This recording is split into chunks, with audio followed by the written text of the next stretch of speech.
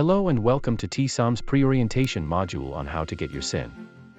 Let's first go over what is a SIN and why do you need one. SIN stands for Social Insurance Number. You will need this 9-digit number to work in Canada. Let's walk through the steps together on how to apply for a SIN. You will need a few documents. The first and most important is your study permit.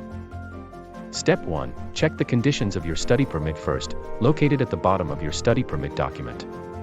To be eligible for a SIN, you must have a study permit with at least one of the following conditions, remarks, or observations. May accept employment on or off campus if meeting eligibility criteria, per paragraph are 186, F, V, or W, and must cease working if no longer meeting these criteria. May work 20 hours per week off campus or full-time during regular breaks if meeting the criteria outlined in paragraph 186, V, of the Immigration and Refugee Protection Regulations. You may accept employment on the campus of the institution at which you are registered for full-time studies. Issued under our 205 CI, only for work forming an essential or integral part of the course offered by the designated learning institution, cannot be used as a postgraduate work permit. Step 2. You will need additional documents to apply for your SIN for the first time or to extend your SIN. These include your co-op work permit.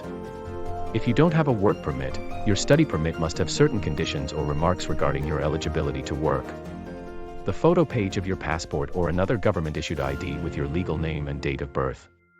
Proof of your address in Canada. Your proof of address must have your name on it and match the name on your other documents. The address must match your mailing address in the online application form, otherwise, Service Canada will likely refuse your application. The government also accepts other types of proof of address if they include your valid address like utility bill, cable TV, hydro, gas, water.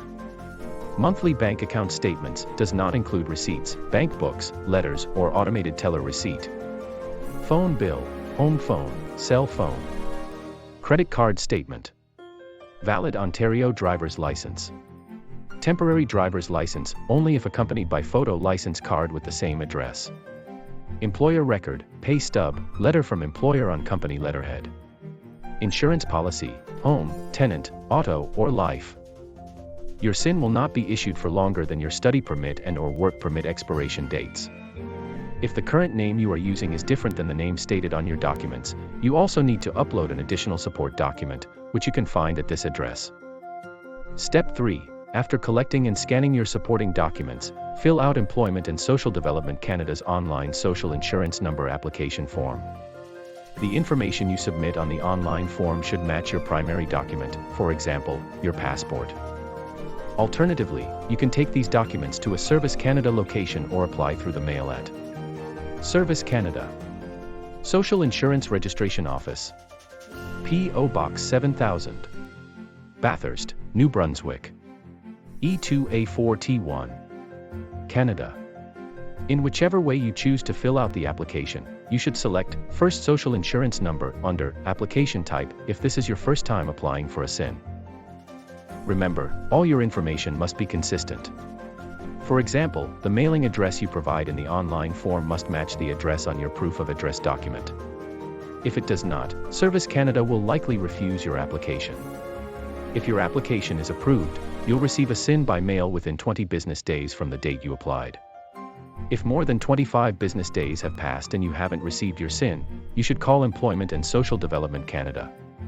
You can find more information about it here, sin-nas.canada.ca/en/sin/.